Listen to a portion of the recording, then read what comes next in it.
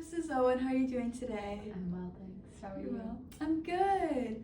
So the reason we have you in again is because at your last appointment, you did have some complaints with difficulty swallowing dry food, oral dryness, and some taste alterations.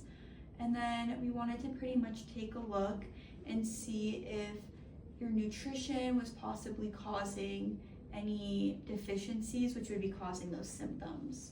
So we had you do the 5-day food diary, and the reason we do a 5-day food diary is just so we can get pretty much an average look at what you would eat during the week and get the best results. And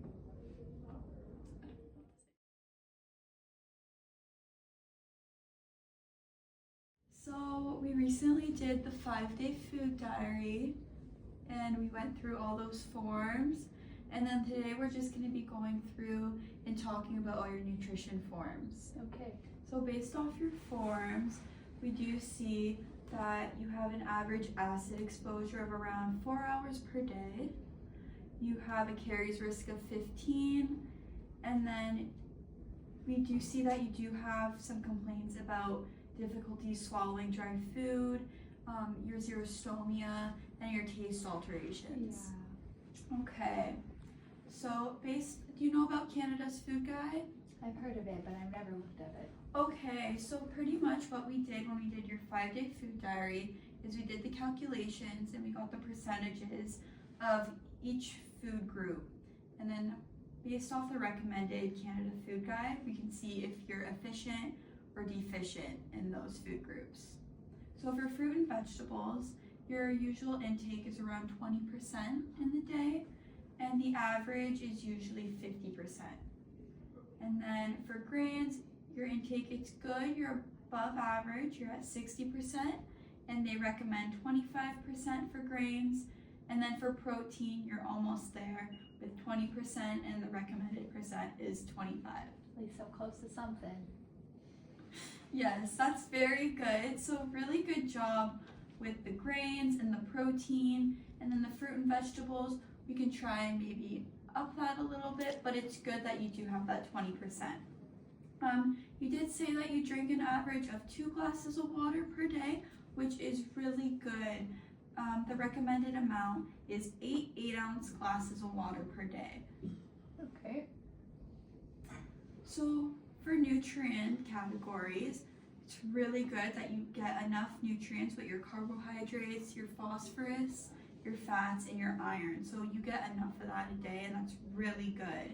We did notice though through the forms that your protein, calcium, and your vitamin levels are slightly lower. Okay.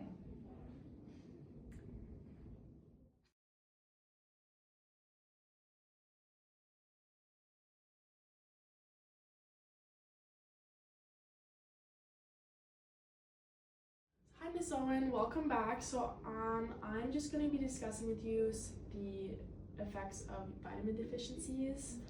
And so if you look up here, we're going to start with your protein deficiency, which the last hygienist just discussed with you a little bit.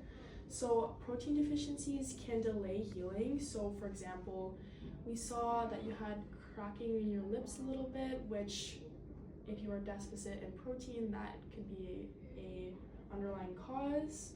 The next one is calcium deficiency, which decreases bone density, worsening bone loss, and is linked to periodontal disease, which could develop. There's also vitamin C, which can worsen periodontal disease and worsen your dry or cracked lips. So it's important to get that in. And then vitamin B, which increases risk for cracked lips and angular cheilitis, which also is very important for you to keep in mind. And then vitamin B12, which affects taste alterations. If you are starting to feel like that's a big issue at all, do you feel like that's a big issue? Yes. Yes? Okay. So that is the underlying cause for that. And then vitamin A can worsen xerostomia, which is dry mouth, which you said that you're experiencing. Yes. Yes, so upping vitamin A intake can help your dry mouth. Okay. So as you can see up here, I'm just going to discuss some sources that we can go through for different vitamins. So protein, you can get them from legumes, which there is less of a protein intake with them, but you can still find some, like peas, beans, and grains. But the more high protein intake that you would get is from meat, milks, egg, fish, and crustaceans, Okay. if you like seafood. Next up is calcium. You get most of your calcium from dairy products like soy, almond milk, or just regular dairy products, yogurt, things like that. Vitamin A you can get from sweet potatoes, spinach, pumpkin, carrots, beef liver, and fortified foods. Your vitamin B1 you get from enriched and fortified bread, cereal, pork, black beans. Do you like cereal? I love cereal. Great. Okay, vitamin B2, enriched and fortified bread and cereal, and also from milk products. And then vitamin B3, you can get from yeast, meat, beans, nuts, enriched and fortified bread and cereal. So there's a very wide variation of different foods that you can get these vitamins. And then lastly, there's vitamin B6, which you can get from chickpeas, potatoes, bananas, liver, tuna, salmon, chicken, fortified foods. Love my bananas. That's great. Vitamin B12 you can get from clams, salmon, tuna, enriched and fortified cereals. Vitamin C, mostly fruits, veggies, and fortified foods. And then vitamin D, swordfish, salmon, tuna, fortified foods like orange juice and milk if you don't like seafood or fish or anything like that. Perfect. Do you have any questions? I do not know. Thank you. Okay, great.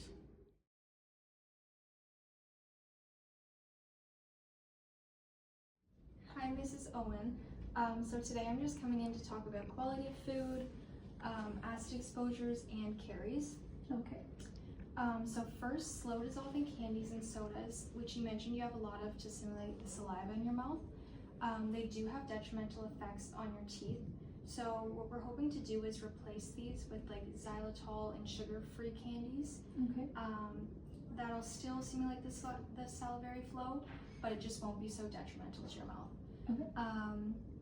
Then the other thing is that I wanted to just mention that whole foods do have more nutrients and vitamins in them, rather than like processed and microwavable foods, although those are more easy to just put together. So for acid exposure and caries risk, so in your assessment, we saw that you had an average about 4 hours a day for an acid exposure, which is basically when you're like consuming food, juices, soda, and just like the frequent snacking, your every single time your mouth has an acid attack. So we want to minimize that to about 2 hours a day. Okay. And then just the amount of exposure every time increases the likelihood of developing a new root carie, aside from, I think you had 2 that were already developing. So every acid exposure just puts you at a higher caries risk. Next, the caries process. So how a cavity or carie happens is you have food and sugar exposure to your mouth. Anytime you eat like starchy food, sugary foods, and then the bacteria in your mouth feed on it. And then you have the acid attack, which attacks the enamel, which is the outer surface on your tooth. And it starts to dissolve, and it typically lasts about 20 to 30 minutes. Oh, wow. Yeah, it does last for a long time. So frequent acid exposure, it just leaves no time for the enamel to recover and get the good minerals back to strengthen it. So then it leads to loss of minerals in the tooth and breakdown of your tooth, which then forms the cavity. And then, yeah, so it causes like a little hole to form and can cause infection in the tooth. Okay. That's not good. No, it's not good. So we try to limit the amount of snacking we do and limit the acid exposure time. Okay.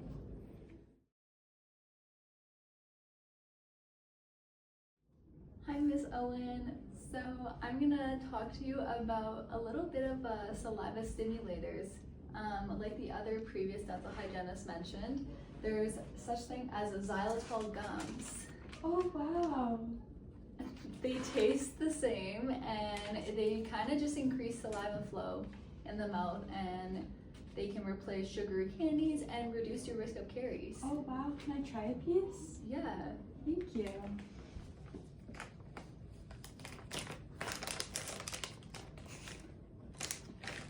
How do you feel about it? I really feel the saliva flowing. Okay, perfect. So the I'm next cured. Perfect. That's what we want to hear. The next thing we want to mention is your goals. I kind of put together a few goals that I think would be good for you, and just let me know if they're too much or if you think they're okay. So we're going to reduce the acid exposure to 2 hours a day instead of 4, like the other previous hygienist had mentioned. And then we're going to increase your water intake by 3 glasses instead of 2 glasses of water a day. You think you can do that? I'll try. Okay, trying is a good start.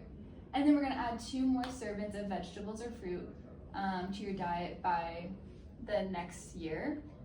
So you can add an apple or a banana, like you said you love bananas, so you can add that to your diet.